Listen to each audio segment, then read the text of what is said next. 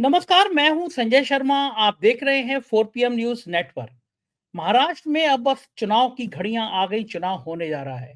लेकिन क्या आपको पता है कि विदर्भ की रैली कैंसिल करके, बहुत सारी रैली कैंसिल करके अमित शाह वापस क्यों आ गए थे दिल्ली? गोदी मीडिया की बातों पे मत जाइए कि मणिपुर की वजह से आ गए हो। इतना चिंता होती तो प्रधानमंत्री भी कई बार मणिपुर आ गए होते। गोदी मीडिया ने कहा कि मणिपुर के हालात बिगड़ रहे थे, इसलिए अमित शाह वापस आ गए, सारी रैलियां छोड़ दी। लेकिन राजीव रंजन ने नागपुर से जो जानकारी दी, जो उनके पास सूत्र हैं, उन्होंने बताया कि संघ नहीं चाहता कि विदर्भ में अमित शाह एंट्री करते। अमित शाह का विदर्भ में आना संघ को पसंद नहीं था, गडकरी को पसंद नहीं था, तो कहा गया कि आप जिधर से आए हैं उधर ही कट लीजिए। राजीव रंजन को ऐसा उनके कुछ मित्रों ने, जो बहुत निकट की जानकारी रखते हैं, संघ के लोगों ने बताया। और ये भी बताया कि अजीत पवार चाचा शरद पवार के चरणों में लेट सकते हैं, क्योंकि अब समझ में आ रहा है कि महायुति की नैया डूब सकती है। प्रियंका गांधी की रैली में जो भीड़ उमड़ी है, उसने भारतीय जनता पार्टी और महायुति में पसीने छुड़ा दिए हैं। चुनाव प्रचार के आखिरी दिन राहुल गांधी ने जिस तरह हमला बोला है भारतीय जनता पार्टी पे, अडानी पे, वो बेचैनी पैदा कर गया है महायुति में। और नतीजे कुछ भी हो सकते हैं। सभी जानकारों का कहना है कि शायद इस बार महाराष्ट्र का चुनाव उद्धव ठाकरे के लिए एक बड़ी खुशखबरी लेकर आएगा। क्या है कि पूरा माजरा? चलते हैं राजीव रंजन के पास, समझते हैं। नागपुर सीधा, एक सीनियर जर्नलिस्ट हैं, बहुत अच्छा बोलते हैं, बहुत अच्छी पकड़ है। उससे पहले मैं आपसे रिक्वेस्ट करूंगा, चैनल को ज्वाइन करना और सब्सक्राइब करना ना भूलें। चलिए राजीव रंजन के पास। स्वागत है राजीव रंजन जी। क्या आज आपको फिर परेशान करने आ गया मैं, क्योंकि महाराष्ट्र की राजनीति की बात हो और फिर नागपुर में बैठे हुए उस शख्स से बात ना हो जिसके पास संघ की और भारतीय जनता पार्टी की बहुत सारी कुंजी रहती है, तो कुछ मामला अधूरा लगता है। बड़ा जलवा था, राहुल गांधी थे, अंतिम दिन प्रचार में जेपी नड्डा थे, धारावी को लेकर एक दूसरे पे आरोप लगा रहे थे। राहुल गांधी अडानी का नाम ले रहे थे, सब कुछ अडानी को दे दिया। जेपी नड्डा सफाई दे रहे थे कि 2 लाख घर मिलेंगे, इन्होंने अपनी बहन और जीजा को, ये तमाम तरह के जितने आरोप प्रत्यारोप हो रहे हैं सब लगा रहे हैं। अब मैं आपसे ये सवाल करना चाहूंगा कि अब चुनाव प्रचार खत्म हो गया, महाराष्ट्र में जो सीन बन रहा है वो मुझे लगता है कि महायुति के लिए थोड़ा हवा खराब करने वाला है। पसीने आज कुछ नजर आ रहे थे जेपी नड्डा के चेहरे पे। विदर्भ की सब रैलियां खत्म करके वो भागे अमित शाह। दिल्ली में मणिपुर में आग लग गई है। कितना शर्मनाक है कि 2 साल हो गए, बताइए कि 2 साल से देश का एक राज्य जल रहा है, प्रधानमंत्री आज तक झांकने नहीं गए। ये दुनिया के किसी किसी मुल्क में नहीं हो सकता कि देश का एक हिस्सा जल रहा, प्रधानमंत्री ना जाए। क्या हम आज फोकस करेंगे महाराष्ट्र के ऊपर। महाराष्ट्र का अंतिम दौर का संकेत क्या कह रहा है, क्या स्थिति है राजीव भाई? संजय जी, बहुत बढ़िया सवाल है। देखिए, इसमें ऐसा है कि जो आप असेसमेंट पूछ रहे हैं और महायुति की जो आपने बात की, तो महायुति उत्तर महाराष्ट्र जो है और कोंकण थाने का जो बेल्ट है, वहां पे थोड़ी स्ट्रांग दिख रही है। वो एरिया जो है 47 सीट्स हैं नॉर्थ नॉर्थ महाराष्ट्र में, और करीबन 38-39 सीट्स है कोंकण थाने का जो बेल्ट है। तो मोटा मोटी मिला के जो है ये 85 सीट्स के आसपास में बनता है। ये 85 सीट्स में जो आकलन किया जा रहा है वो ये किया जा रहा है कि 55 से 60 सीट जो है शायद महायुति जीत सकती है। यदि 55 से 60 सीट महायुति निकालती है वहां पे, तो महायुति बहुत ही कंफर्टेबल पोजीशन में होगी, क्योंकि यही बेल्ट जो है ठाणे, कोंकण और आपका नॉर्दर्न महाराष्ट्र मतलब जलगांव, धुलिया, नासिक, अपना ये रावेर, ये इलाके जो है ये नॉर्दर्न महाराष्ट्र में आते हैं। और जो आपका कोंकण है, वहां से काफी बड़े बड़े लीडर जैसे अजीत पवार गुट के जो एक मेंबर ऑफ पार्लियामेंट चुने गए सुनील तटकरे, वो वहीं से हैं। आपका नारायण राणे जो हैं, उनकी राजनीति हमेशा पूरी वहीं हुई है, कोंकण में ही हुई है। तो वहां पर बहुत टफ फाइट है महागठबंधन के लिए। परंतु जो बाकी के जो 4 बेल्ट हैं, मराठवाड़ा, विदर्भा, पश्चिम महाराष्ट्र और मुंबई, ये चारों बेल्ट में महागठबंधन काफी स्ट्रांग पोजीशन में नजर आ रहा है। विदर्भा में 62 सीट्स हैं, और जैसा कि पिछली बार मैंने कहा था कि जो भी विदर्भ का किला फतह करेगा वही महाराष्ट्र की गद्दी पे जाके बैठेगा। दूसरी जो सबसे बड़ा जो डिवीजन है वो है वेस्टर्न महाराष्ट्र का, वहां पे 58 सीट्स हैं। वहां पे शरद पवार जी काफी कंफर्टेबल पोजीशन में नजर आ रहे हैं, क्योंकि अधिकतर सीट पे अजीत पवार बनाम शरद पवार की वहां पे फाइट है। वैसे यदि हम आ जाए मुंबई में, तो यहां पर अधिकतर सीट के ऊपर में बीजेपी वर्सेस उद्धव ठाकरे की डायरेक्ट फाइट है, और यहां पर उद्धव ठाकरे काफी मतलब 36 सीट्स में बोला जा रहा है कि मिनिमम 20 मैक्सिमम 24 सीट महागठबंधन निकाल सकता है। तो ये बहुत ही स्ट्रांग मतलब बहुत ही अच्छा परफॉर्मेंस होगा यदि 36 में से 24 सीट वो जीत जाते हैं। तो विदर्भा में भी ऐसा बोला जा रहा है कि 50-50 रहेगा। विदर्भा में यदि ये 50-50 रहता है तो महायुति आप समझ लीजिए कि काफी कुछ लूज कर, मतलब अभी 50 के आसपास उनके पास में सीट है, 45 से 50 के आसपास में। तो अगर उसमें से 15-20 सीट कम होती है तो ये काफी बड़ा नुकसान होगा। वहीं आप आ जाइए ये मराठवाड़ा में जारंगे फैक्टर जो है वो बहुत ही घातक रहा था लोकसभा इलेक्शन में। विधानसभा इलेक्शन में भी ऐसा माना जा रहा है कि महायुति को, खासकर देवेंद्र फडणवीस ने जो लाठीचार्ज करवा दिया था जारंगे की रैली और सभा पे, उससे जो वहां पे ओबीसी में जो मराठा लोगों में जो एक गुस्सा और क्रोध है, वो गुस्सा और क्रोध कितना कम हुआ ये देखना होगा। मराठवाड़ा में जैसे जरांगे फैक्टर ले डूबा था और इनके सारे बड़े बड़े लीडर हार गए थे मराठवाड़ा के अंदर में, वही स्थिति यदि विधानसभा में भी होती है तो आप समझ लीजिए कि इनके हाथ से फिर सत्ता चली जाएगी।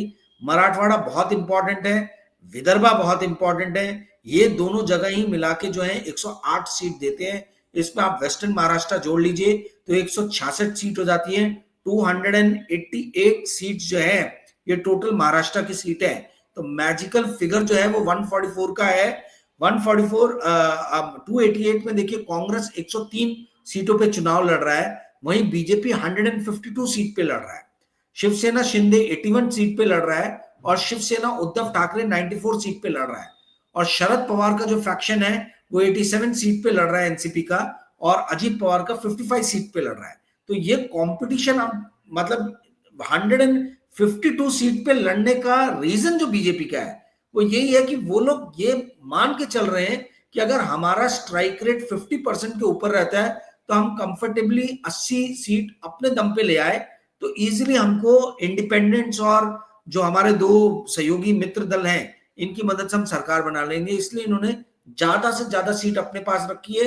दूसरा, अजीत पवार के ऊपर में इनको विश्वास नहीं है। अजीत पवार कब इस तरफ से उस तरफ चले जाए ये भी एक खौफ है। जी संजय जी।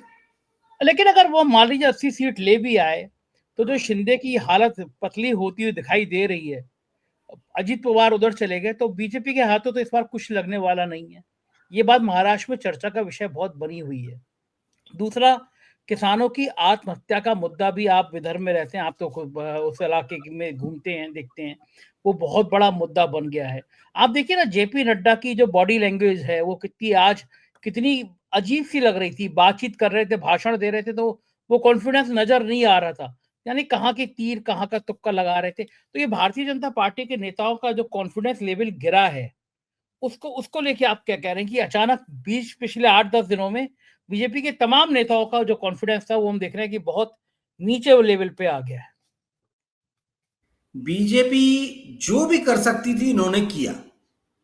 इन्होंने पार्टियों को तोड़ा, उसका परिणाम इनको दिख रहा है कि लोगों को वो चीज पसंद नहीं आई। इन्होंने किसानों को 6-6 हजार रुपए सालाना देने का जो है स्कीम 4-5 साल से 3 साल से चला रहे हैं। इनको ये दिख रहा है कि सोयाबीन का चाहे किसान हो, गन्ने का हो, कॉटन का हो, हर संतरे का हो, हर तरफ किसानों में एक मायूसी छाई हुई है। उनको जो उचित दाम मिलने चाहिए वो दाम मिल नहीं रहे। आज की डेट में संजय जी आप इस बात को समझिए कि कृषि की उपज में जो इनपुट कॉस्ट जो जाता है, जो इनको फसल उगाने के लिए जो वो धन अपनी तरफ से लगा रहे हैं, वो उतना धन भी नहीं निकाल पा रहे।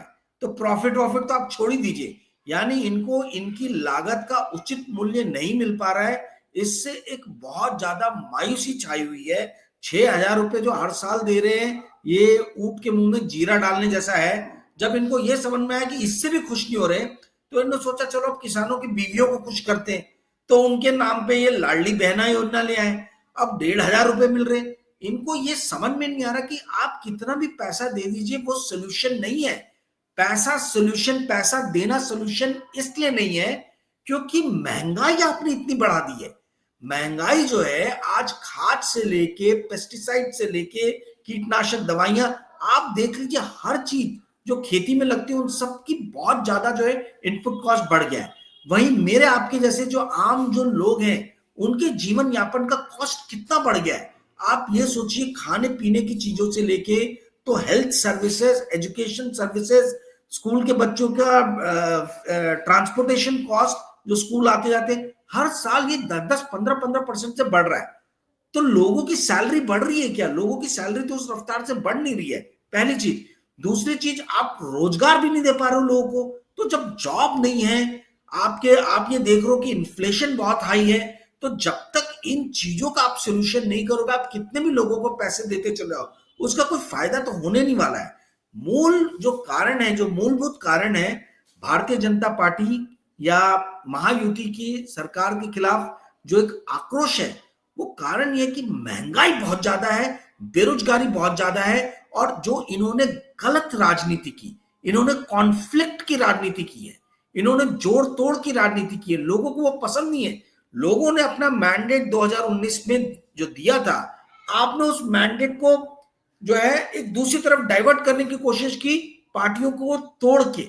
ये लोगों को अच्छा नहीं लग रहा है, खासतौर पे जो पढ़े लिखे मिडिल क्लास जो फैमिलीज हैं, उनको ये बात पसंद नहीं आ रही है कि भाई हमारे फिर वोट का क्या महत्व, क्या मूल्य, क्या वैल्यू। इसीलिए जो भी लीडर्स पार्टी तोड़ के दूसरी तरफ गए हैं, ये सारे के सारे अपने पॉलिटिकल करियर की, आप समझ लीजिए कि आखिरी लड़ाई लड़ रहे हैं। यदि इस इलेक्शन में ये हारते हैं तो अजीत पवार, शिंदे, ये लोग पॉलिटिकली खत्म हो जाएंगे, मैं आज आपको बता रहा हूं। जी संजय जी। लोग तो कह रहे हैं, वहां के सीनियर जर्नलिस्टों मेरी बात हुई, बोले कि देखिए कौन आएगा कौन नहीं जाएगा इस पे हम कमेंट नहीं करेंगे। हालांकि महाविकास अघाड़ी का पलड़ा ज्यादा भारी नजर आ रहा है, लेकिन हम एक बात दावे के साथ कहेंगे कि शिंदे मुख्यमंत्री बनने नहीं जा रहे हैं। ये जो लाइन है कि शिंदे, ये बिल्कुल नीचे तक चली गई है कि भैया बीजेपी ने इस बार ऐसा दाव दिया है कि शिंदे तो मुख्यमंत्री नहीं बनेंगे। अब शिंदे मुख्यमंत्री नहीं बनेंगे तो क्या शिंदे के संग, जो शिंदे ने ऑपरेशन लोटस किया, अगर दाएं बाएं गए तो शिंदे के संग भी ऑपरेशन लोटस नहीं हो सकता है? क्या लग रहा है आपको? बिल्कुल हो सकता है। खतरा है यदि किसी भी हाल में शिंदे की पार्टी के जो एमएलएज हैं ये 40 से नीचे आते हैं, ये मान लीजिए 30 पे अटक गए, 25 से 30 पे अटक गए, तो मैं आज आपको बता रहा हूं, मार्क माय वर्ड्स, अगर बीजेपी और शिंदे मिलके 120 का आंकड़ा क्रॉस नहीं कर पाते हैं, तो आप ये समझिए कि शिंदे सबसे सॉफ्ट टारगेट है, इनकी पार्टी पूरी की पूरी टूटने वाली है। और इसीलिए मैंने बोला कि ये बैटल लड़ रहे हैं, ये अपने सर्वाइवल का बैटल लड़ रहे हैं। ये बात शिंदे को भी मालूम है, ये बात अजीत पवार को भी मालूम है। अजीत पवार के पास में तो भी एक सोल्यूशन है कि जाके चाचा के पैरों में पड़ जाएंगे, चाचा माफ कर देंगे, चाचा बड़े हृदय वाले हैं, जीवन के आखिरी पड़ाव पे हैं। ऐसे उम्र के दहलीज पे आके आदमी जो है वो उसके अंदर में क्षमा की भावना ज्यादा आ जाती है, तो हो सकता है वहां पे एक बार माफी मिल जाए। पर शिंदे के साथ तो वो ऑप्शन भी नहीं है। तो अब सवाल ये उठता है कि ये लोग जो है ये अपने सर्वाइवल का बैटल लड़ रहे हैं। यदि 40 से कम किसी भी तरीके से शिंदे के मेंबर ऑफ एमएलए आते हैं, तो आप ये मान के चलिए कि ऑपरेशन लोटस जो है वो इस बार शिंदे के ऊपर में होना तय है। अजीत पवार के साथ भी ये हो सकता है, यदि अजीत पवार ये जिद ठान के बैठ जाएं कि नहीं मैं बीजेपी के साथ ही रहूंगा, तो बहुत सारे लोग अजीत पवार के भी छोड़ के आ जाएंगे। देखिए एक बात समझिए आप संजय जी, जो महाराष्ट्र का जो पॉपुलेशन है, इसके अंदर में डीएमके फैक्टर बहुत बड़ा रोल प्ले करता है। डीएमके मतलब क्या है? दलित, मुस्लिम और कुनबी। कुनबी यानी मराठा कम्युनिटी का एक बहुत बड़ा, ओबीसी कम्युनिटी का एक पार्ट है कुनबी, ठीक है। तो कुनबी यानी जो पहले एक परिवार में मान लीजिए 2 लड़के हुए, एक लड़का युद्ध के मैदान में चला गया तो मराठा हो गया, और दूसरा जो घर में रुक के खेती किसानी करने लगा वो कुनबी हो गया। तो कुनबी जो है वो ओबीसी में आ गए हैं, पर मराठा ओबीसी में नहीं आए। इसी की पूरी लड़ाई है, यही रिजर्वेशन की। तो जो कुनबी है ये बहुत बड़ी संख्या में, खासतौर पर विदर्भा में तो बहुत बड़ी संख्या है कुनबी कम्युनिटी की। तो ये जो डीएमके फैक्टर है, जहां भी दलित, मुस्लिम और कुनबी मिलके वोट करते हैं, वहां पे आप समझ जाइए कि पूरी की पूरी सत्ता उस तरफ चली जाती है। आज दलित, मुस्लिम और कुणबी महागठबंधन के साथ खड़ा है। यही हमको लोकसभा के भी इलेक्शन में नजर आया था कि दलित, मुस्लिम और कुणबी गठबंधन के साथ में था, इसीलिए गठबंधन को 30 सीट और महायुति को 18 सीट मिली आपके महाराष्ट्र के 2024 के लोकसभा इलेक्शन में। तो यही चीज अगर डीएमके फैक्टर जो है दलित, मुस्लिम और कुणबी का, ये यदि असेंबली इलेक्शन में भी उसी पैटर्न पे वोटिंग करता है जैसे लोकसभा में किया था, तो मार्क माय वर्ड्स, आप मान लीजिए कि महागठबंधन को जीतने में कोई मुश्किल नहीं होगी। इसमें जो एक फैक्शन तोड़ा जा सकता है और जिसका पूरा भरपूर प्रयास किया जा रहा है वो है कुणबी, यानी जहां पर भी ओबीसी को तोड़ ले।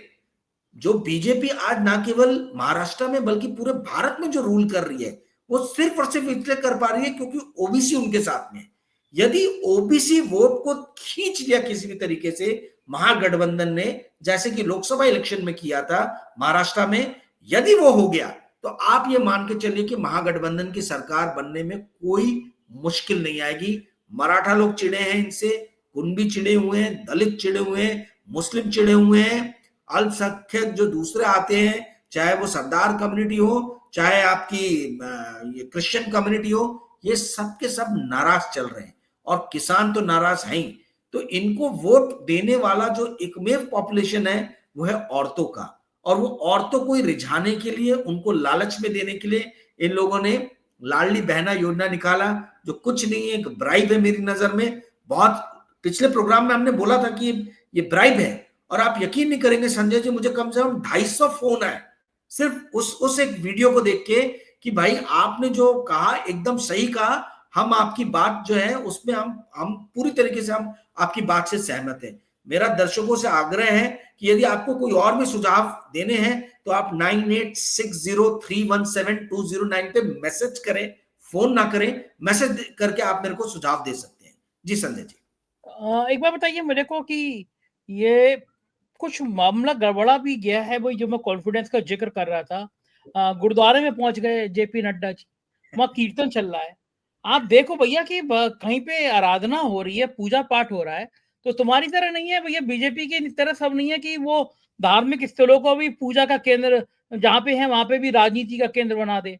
जैसे हमारे प्रधानमंत्री जाते हैं तपस्या करने, कैमरा वैमरा लेके चले जाते हैं, लाइट वाइट लेके जाते हैं, तो वो उन्होंने सोचा यहाँ भी ऐसे ही होगा कि अगर वहां पे लंगर चल रहा है, कीर्तन चल रहा है, आरती चल रही है, तो फिर हमें हमें देख के सब लोग छोड़ देंगे और हमें हमें आकर्षित होंगे, हमें अपनी बात कहने का मौका मिलेगा। लेकिन सिख कौम है, मजबूत कौम है, बहादुर कौम है। नड्डा जी को खदेड़ दिया गया गुरुद्वारे से, वीडियो बड़े वायरल हो रहे हैं। आप उन्होंने कहा आप जाइए यहाँ से, आप देखिए ना यहाँ कीर्तन चल रहा है, भजन चल रहा है, और आप यहाँ राजनीति करने आ गए। तो क्या नड्डा जी को ये समझ नहीं आ रहा कि गुरुद्वारे में जहाँ पे आवाजें आ रही हैं कीर्तन की, वहां पे चले गए? ये लोगों ने समझाया नहीं है? नड्डा जी ओवर कॉन्फिडेंस है, कहीं पे भी घुस जाओ, सब जगह अपना ही अपना हिस्सा है। ये इनकी बेबसी, मायूसी, विवशता जो है इसको जाहिर करता है। संजय जी, नांदेड़ की हार ने इनको अंदर से हिला दिया है। नांदेड़ में सिख कम्युनिटी का अच्छा खासा जो है पॉपुलेशन है, साइजेबल पॉपुलेशन में है। अब आप समझिए कि नांदेड़ से इन्होंने लोकसभा इलेक्शन के ठीक पहले दो दो राज्यसभा के नॉमिनी दिए। एक तो वो जो बंडखोरी करके जो ये लेके आया अशोक चौहान को राज्यसभा सुबह ज्वाइन किया, शाम में राज्यसभा भेज दिया। दूसरा जो है, मैं नाम भूल रहा हूँ, वो अयोध्या में टेंपल पे सबसे ऊपर चढ़ के हथौड़ा चलाया था उन्होंने, पहले उनको उन्होंने भेजा। तो ये दो दो प्रयास राज्यसभा भेज के जो किया, उसके बावजूद भी लोगों को रिझा नहीं पाए नांदेड़ के, और नांदेड़ में जो इनको हार मिली, इससे इनको ये समझ में आ रहा है कि भाई मामला गड़बड़ है।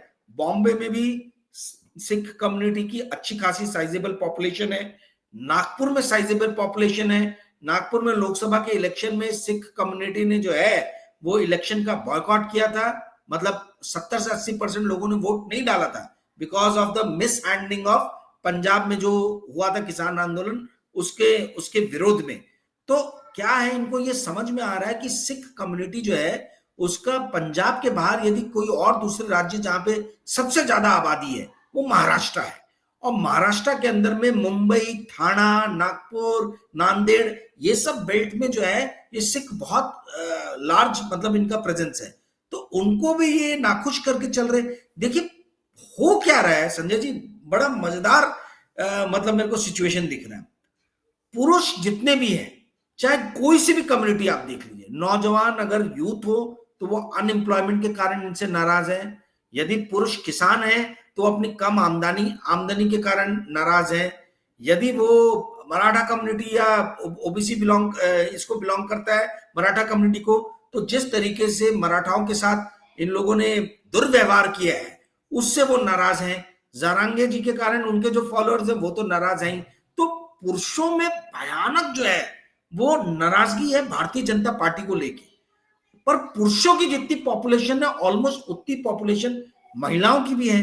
तो ये क्या कर रही है, महिलाओं को रिझाने की कोशिश कर रहे हैं।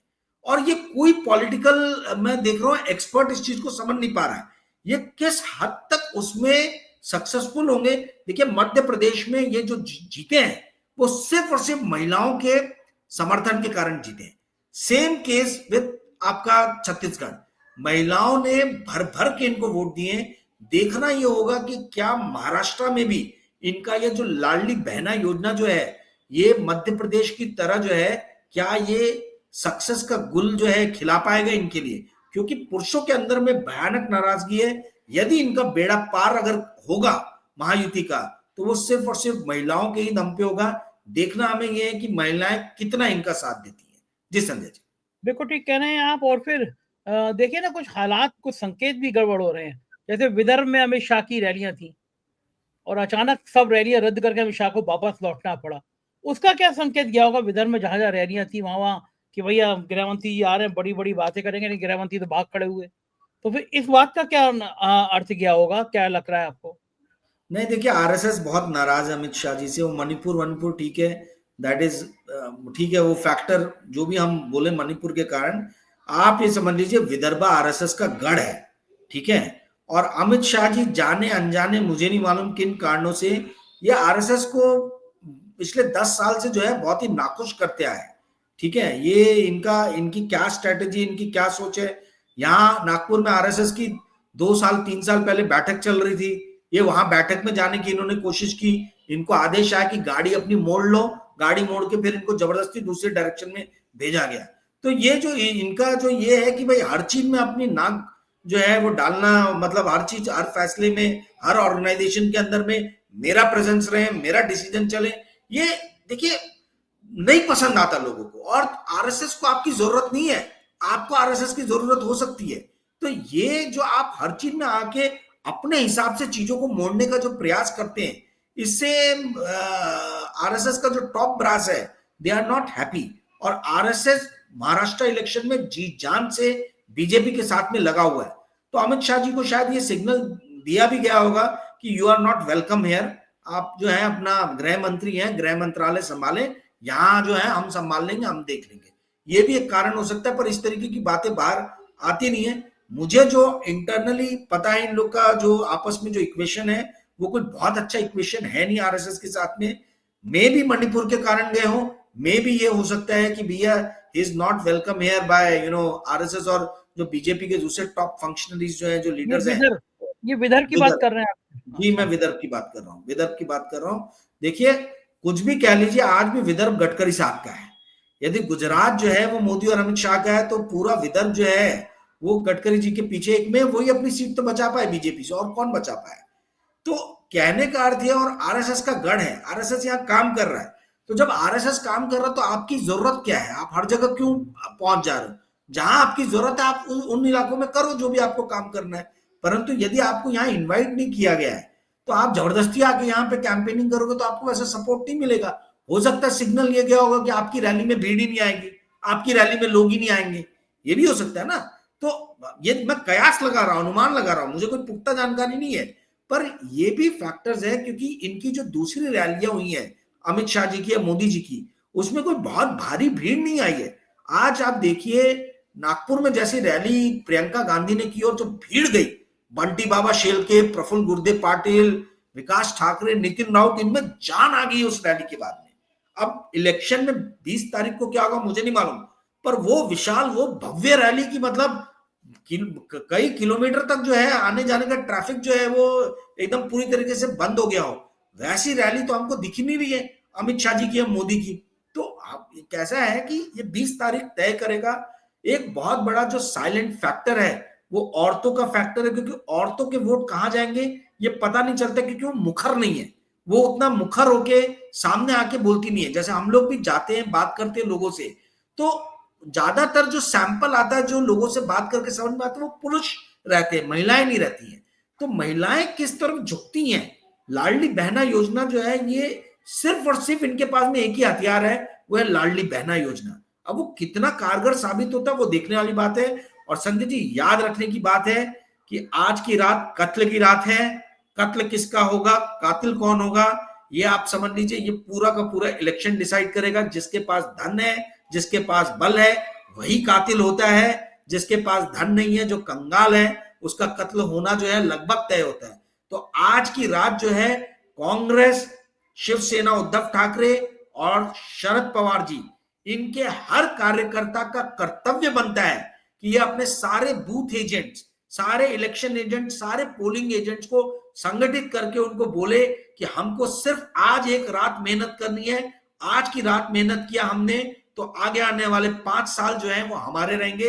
ये कत्ल की रात के दिन, ये कत्ल की रात आप लोग को किसी भी तरीके से अपने आप को संगठित रखना है, किसी भी तरीके से बिखराव नहीं होना चाहिए, ये देखने वाली चीज होगी। जी संजय जी। अच्छा, एक आखिरी सवाल, कभी सोच सकते थे कि आप चुनाव चल रहा होगा, महाराज जैसा चुनाव चल रहा होगा, प्रधानमंत्री बीच में विदेश भाग गए होंगे, विदेश चले गए होंगे, मतलब प्रधानमंत्री, मतलब अब उनका चेहरा क्या ऐसा हो गया है कि उनको समझ में आ गया कि विदेश नहीं जाऊंगा, यहाँ रहूंगा तो लोग मजाक उड़ाएंगे कि तुम महाराष्ट्र नहीं जा रहे हो, इससे अच्छा है कि इंडिया से ही कट लो। कभी सोचा था कि इस तरह बीच चुनाव में चले जाएंगे प्रधानमंत्री जी? समझ में आ गया कि अब लोग बोल रहे राष्ट्र सेवा में गए हैं, है ना, बहुत बड़ा सम्मेलन हो रहा है तो जाना कौन जरूरी कह रहा है। है, ये कौन कह रहा है, सुधीर चौधरी? अब आप जानते ही हैं कि जो जितने उनके मतलब क्या बोला जाए, गुणगान मोदी स्तुति में जो लगे हुए वरिष्ठ पत्रकार हैं, ये तो पर्सनली फोन पे यही बोलते हैं कि आप लोग की रीडिंग बड़ी खराब है, राजीव जी आप इस बात को समझ नहीं रहे। वो प्रधानमंत्री है, उनका प्रथम कर्तव्य है देश के हितों की रक्षा करना। तो अब हम ये पूछते हैं कि 10 साल तक तो किया नहीं भाई, 10 साल तक तो रैलियां ही रैलियां की इलेक्शन के टाइम में, तो अभी ये 11वें साल क्यों ऐसा हो रहा है। बट एनीवेज, मेन चीज ये है कि आप ये समझिए नरेंद्र मोदी को जो लाइफ में अचीव करना था वो उन्होंने कर लिया, ठीक है।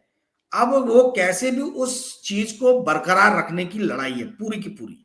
और नरेंद्र मोदी को ये पता है कि महाराष्ट्र में इनकी जो नाव है वो डावाडोल हो रही है, हाँ डगमगा रही है, क्योंकि इनको भी वही इंटेलिजेंस ने बताया जो मुझे पता चला है कि नॉर्दर्न महाराष्ट्र, कोंकण और थाने बेल्ट, यही एक ये एरिया है जहां पे बीजेपी बहुत स्ट्रांग है। विदर्भा में यदि गडकरी साहब, संजय जोशी, आरएसएस, देवेंद्र फडणवीस ने कुछ मैजिक कर दिया तो कर दिया, तो इलेक्शन कुछ हो सकता है। अदरवाइज स्थिति जो है वो आपके अनुकूल नहीं है। तो जब प्रतिकूल स्थितियां हैं तो प्रतिकूल स्थितियों में आप योद्धा बन के उतरो। ये तो मैंने कभी नरेंद्र मोदी जी को करते हुए देखा ही नहीं है।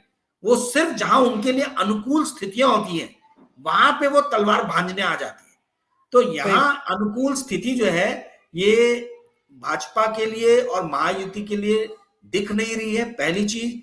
दूसरी चीज, जो अजीत पवार ने बोल दिया कि अदानी जी का बहुत बड़ा रोल कॉल था सरकार हमारी बनवाने में, उसके कारण भी हो सकता है कि ये अपने आप को थोड़ा दूर रखना चाह रहे हैं महाराष्ट्र के इलेक्शन से, क्योंकि कहीं ऐसा हो गया कि अगर हार गए तो अदानी इनके परम मित्र पे इसका इंपैक्ट ना पड़ जाए, इसको भी तो सेफगार्ड करना है। तो हो सकता है वो पहले से हेजिंग कर रहे हो, अपने आप अपनी पोजीशन को हेज करके चल रहे हो कि भाई कुछ भी हो तो मैं बाद में स्थिति को संभालू, इसकी भी बहुत बड़ी संभावना है। जी संजय जी, बहुत बहुत शुक्रिया राजीव भाई, आपने इतना समय दिया, थैंक यू, आभार। ये थे राजीव रंजन और आपने सुना सारा विश्लेषण, आप समझ गए होंगे, आप महसूस कर गए होंगे कि ये चीजें बहुत ज्यादा अलग रुख ले रही हैं, ये चीजें बहुत ज्यादा एंगल बदल रही हैं और जाहिर है चुनाव फंस रहा है। कैसी लगी बातचीत बताइएगा जरूर। शुक्रिया, थैंक यू।